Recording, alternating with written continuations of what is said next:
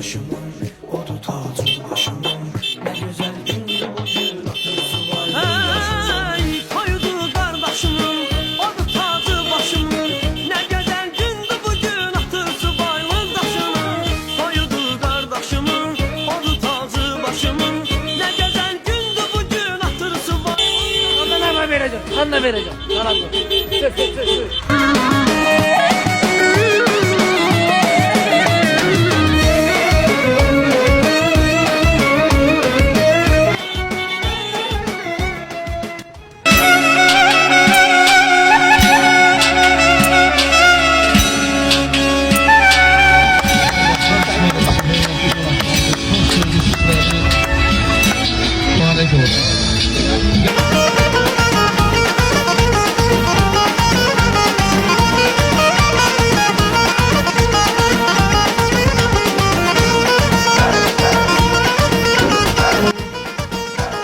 Aynen kurban olmazsa.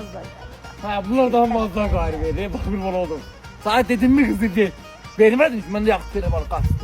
Kül senin başına. Kül benim bu kızımın başına. Gör kimə gedir. Yaxşı ama. Kız bu büyük, kadını. kız da gitsin. Yanır. Aa bundan yaman kaynanmadı ya. Ottu, aloydu. Getirdiği gülə bax. Aa kağıtta küçük olan budur. Benim al.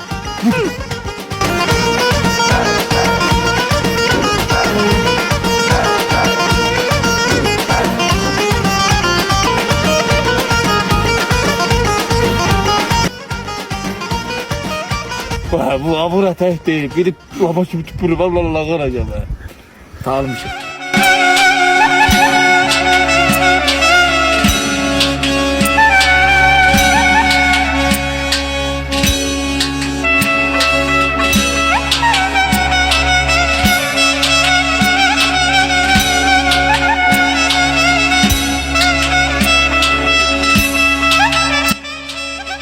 Anam bacım kız gəlin.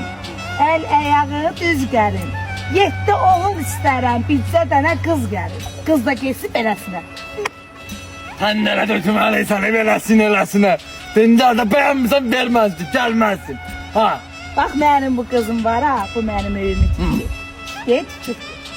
Anamın köndürməsini Acıdacı. Bu da o da alasıdır. Gül kolumda. Az bir anadan halallıq istədə, nə düşür ondan alacaqsan? Onu vermekte kopça şahidim.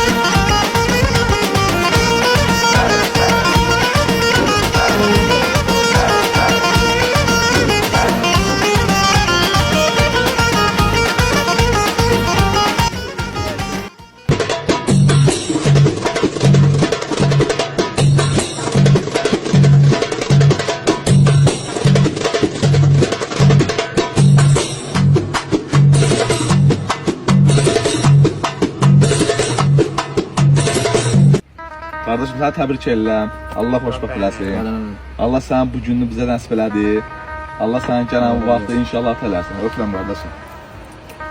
Ayə, kürəkə. Qazanam. Təbrik edirəm.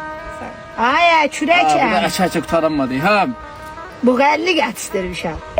Kim götürsün? Gəncənin popüler müğənnisi Rəsmiyə Kənanini. Rəsmiyə xanımı. Mənə qızım üçün gəlsin. Alan gözlərinə qurban, badam gözlü.